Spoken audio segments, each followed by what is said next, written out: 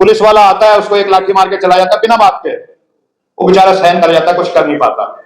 लेकिन साल के 52 हफ्तों में वो इंतजार करता है एक हफ्ते का, कि जब वो हरिद्वार से कावड़ लेके आएगा तो बड़े से बड़ा जो पुलिस का अफसर है ना उसके सामने ही हो जाएगा, बोले। तो ऐसी इज्जत, वो जो सर्वहारा जिसको कहते थे मार्क्सवादी अगर परिभाषा करें, उस सर्वहारा को इतनी इज्जत कहां मिलती है जीवन में। वो तो पूरे साल इंतजार करेगा कि कब अगली कावड़ की वो आए, इज्जत भी मिलेगी, बढ़िया खाना भी मिलेगा।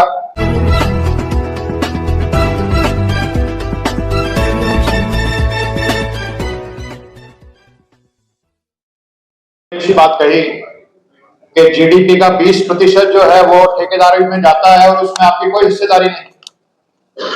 पिछले दिनों आपने देखा होगा, अखबारों में खबरें आई कि विजय माल्या इस देश से 25,000 करोड़ रुपए उसने बैंक से लोन लिया और वो लेकर के भाग गया। कोई नीरव मोदी और इस तरह के बहुत सारे नाम आए। तो इस सभा में मैं समझता हूं सब बहुजन बैठे हैं, दलित हैं, आदिवासी हैं, ओबीसी हैं, किसान हैं।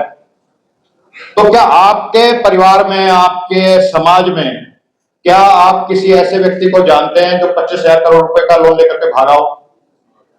पूछ रहा हूं मैं आपसे, 25,000 करोड़ कोई लोन लेके नहीं भागा। अब दूसरा जो मेरा सवाल है, ऐसा क्यों होता है कि आपके दलित और पिछड़े और आदिवासी और किसान भाई जो बैठे हैं वो 25,000 करोड़ रुपए का लोन लेके क्यों नहीं भागते? ठीक कह रहे हैं आप। मैं अपने विजेंद्र भाई, मैं एक बार सब महासभा में गया, मैंने वहां ये सवाल किया तो हमारे जो समाज के लोग बोले कि भाई हम इतने ईमानदार हैं, हम लेके नहीं भागते, हम बैंक से जितना भी लेते हैं पाई पाई बैंक का चुकाते हैं। तो मैंने यही बात कही जो एक इधर से भी आवाज आई कि असलियत ये है कि अगर हम लोगों को भी मिले, मान लो 10,000 लोगों को मिलेगा तो 10 आदमी हम में से भी लेके भाग जाएंगे। लेकिन असलियत ये है कि हमारे लोगों को 25,000 क्या 25 करोड़ रुपए का लोन नहीं मिलता। और आप दिल्ली में जिस इलाके में आप रहते हैं, रोहिणी है, पीतमपुरा है, और भी इलाके, वहां घूमते हैं पार्कों में सुबह लोग, आप घूमते घूमते देखोगे आम आदमी ऐसा मिल जाएगा जिसने 150 करोड़ का लोन ले रखा हो, 200 करोड़ का लोन ले रखा हो। तो एक जिसको कहते हैं आर्थिक ताकत। आपने पिछले दिनों देखा कि अंबानी की शादी में क्या हुआ, कौन सा नेता नहीं था और कौन सा कलाकार नहीं था देश का विदेश का जो अंबानी की शादी में गया। और आप और हम उनको कार्ड दे दें, हो सकता है उनमें से हमारे समाज के भी हो, तो क्या वो हमारी शादी में आते हैं? वो नेता, वो उद्योगपति हमारी शादी में तो नहीं आते। तो असलियत ये है कि पैसा फेंको तमाशा देखो। जिसके पास पैसा होता है, जिस समाज के पास पैसा होगा, सरकारें उसके इशारे पे नाचती हैं और आगे भी नाचती रहेंगी, ये पुराना नियम है। तो अब ये जो बातें हुई, मैं सबका समर्थन करता हूं, आरक्षण भी होना चाहिए, शिक्षा में भी होना चाहिए, तमाम जो बातें यहाँ पे जो लिखी भी हुई है, इन सब बातों का मैं समर्थन कहता हूं। लेकिन एक बात मैं ये भी कहता हूं कि जो इस देश में जो बैंकों से जो लोन का वितरण होता है उसमें बहुजन समाज को 50% हिस्सा क्यों नहीं मिलता? बहुत बड़ी बात है। आप देख रहे हो, एक समाज के लोग जो उत्तरी दिल्ली में रहते हैं वो सब कुछ खरीदते चले जा रहे हैं इस देश में, क्योंकि उन्हीं को लोन मिल रहा है, उनको तरीका आ गया। तो मुद्दे बहुत हैं। अभी एक भाई ने उठाया कि हमारे समाज के लोग जो है वो कावड़िया बन जाते हैं, और कावड़िया नहीं बनना चाहिए, उनको इतनी समझ नहीं है। तो आप कावड़िया की एक मानसिकता को समझो। कौन आदमी कावड़िया बनता है? आप में से जो यहाँ है, मेरे ख्याल आपके परिवार में से शायद ही कोई होगा कि जो कावड़ उठा करके जाता हो। कावड़िया वो बनता है जो समाज में सबसे आखिरी पायदान का व्यक्ति होता है, शिक्षा में भी, संपत्ति में भी, धन में भी, हर तरीके से। और वो कौन होता है? रिक्शा चलाने वाला, किसी दुकान पे नौकरी करने वाला, छोटी मोटी। और साल में, गौतम साहब आ गए, मैं कावड़ियों के बारे में बता रहा हूं अपना एनालिसिस। साल में जो कावड़िया है, जो समाज में पिछले सबसे निचले पायदान पे है, पैसे के मामले में, शिक्षा के मामले में, जाति के मामले भी हम कहते हैं ज्यादातर दलित और हमारे पिछले भाई होते हैं। तो साल में 51 हफ्ते जिस दुकान पे वो काम करता है या वो रिक्शा चलाता है, जो करता है, जो मिलता है उसको गाली दे देता माँ बहन की, बेचारा कुछ कर नहीं पाता, बेबस होता है। पुलिस वाला आता है, उसको एक लाठी मार के चला जाता है बिना बात के, वो बेचारा सहन कर जाता है, कुछ कर नहीं पाता। लेकिन साल के 52 हफ्तों में वो इंतजार करता है एक हफ्ते का, कि जब वो हरिद्वार से कावड़ लेके आएगा तो बड़े से बड़ा जो पुलिस का अफसर है ना उसके सामने ही हो जाएगा, बोले। बोले मान जा। अब वो चाहे कुछ कर दे, किसी दुकान को तोड़ दे, कार को तोड़ दे, किसी का भी लठ मार दे, किसी ने मेरी कावड़ खंडित कर दी, सब उसके आगे ऐसे। और बड़े बड़े लाला मैं देखता हूं पीतमपुरा में, बड़े बड़े लाला वो अपने कैंप के बाहर लिख देते हैं प्योर देसी घी का खाना है।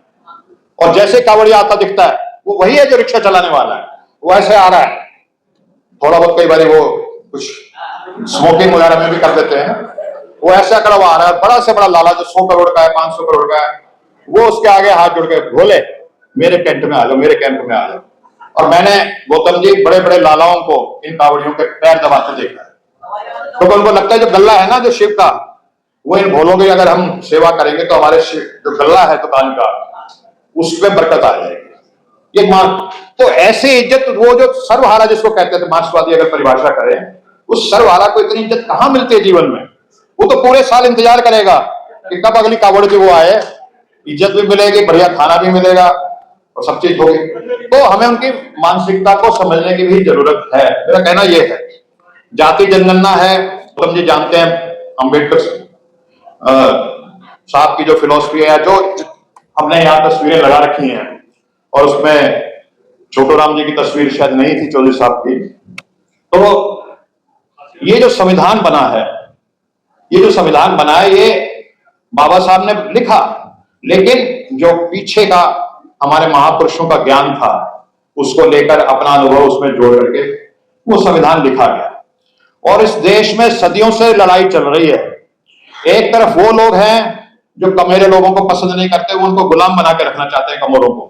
उनको चाहे वो शूद्र कहते हैं, अति शूद्र कहते हैं, अछूत बोल दें, कुछ भी नाम दे सकते हैं, लेकिन फिलॉसफी यह है कि कमेरे को गुलाम बना के रखा जाएगा।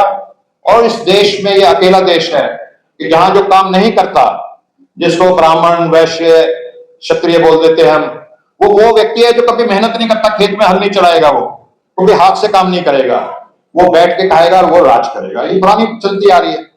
तो एक तो जो सीढ़ी नुमा व्यवस्था है 6000 जातियों की, जो हायरार्कियल सिस्टम कहते हैं, जिसको ब्राह्मणिकल मनोवादी व्यवस्था, वो है। और दूसरी जो है विचारधारा है समता की विचारधारा, जो हमारे संविधान में है, जिसको बाबा साहब ने संविधान में लिखा। तो ये समता की विचारधारा और ये विषमता की विचारधारा, इन दोनों विचारधाराओं में बहुत समय से युद्ध चल रहा है, आज भी है।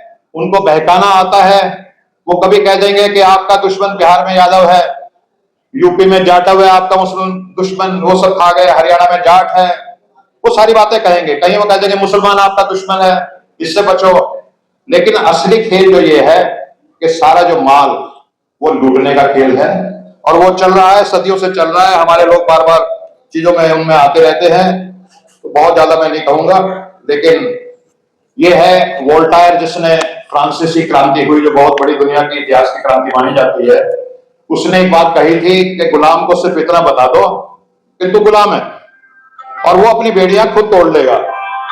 हमारे समाज में क्या है, हमारे लोगों में क्या है कि हमें एहसास ही नहीं, हम गुलाम हैं और हमें अपनी गुलामी का एहसास नहीं ज्यादातर लोगों को। And slave enjoying his slavery वाली बात है।